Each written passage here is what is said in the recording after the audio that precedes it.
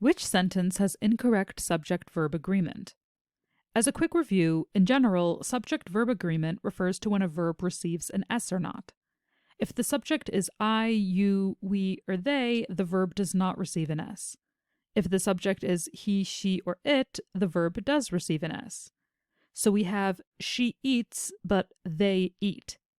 It sounds more complicated than it is, and most of the time you can get by with simply a good ear for what sounds right in English. With this in mind, let's take a quick look at the subjects and verbs in our choices. A. Sentence 1. For centuries, tea has been used for far more than quenching thirst. Our subject here is tea, or simplified it, which we see receives an S with its verbs. And we see our verb, has been used, does receive an S, has instead of have. As all is correct here, we can mark this choice as incorrect. B. Sentence 2. Around the world, people drink it to relax, reinvigorate, and soothe, and it's something we need now more than ever. Our subject here is people, which is plural and which we can simplify as they.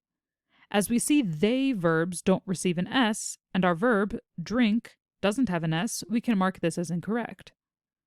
C. Sentence 3. In the UK, where tea drinkers imbibe 100 million cups every day, according to the UK's Tea Advisory Panel, the beverage remains part of the national psyche, despite a growing preference for lattes, espressos, and flat whites.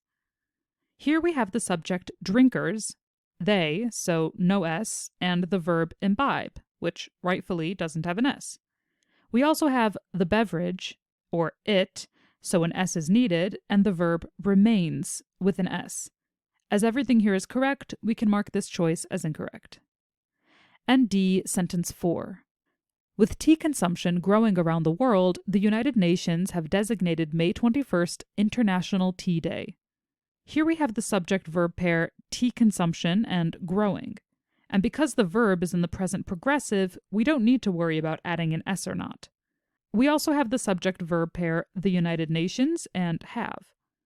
Although the United Nations sounds plural, because it's referring to the single organization, grammatically we refer to it as an it in the singular. Based on this, we can see that its verb needs an S added, but that isn't the case here. We see have instead of the correct has. Because we can see this sentence doesn't have correct subject-verb agreement, we can mark choice D as our final answer.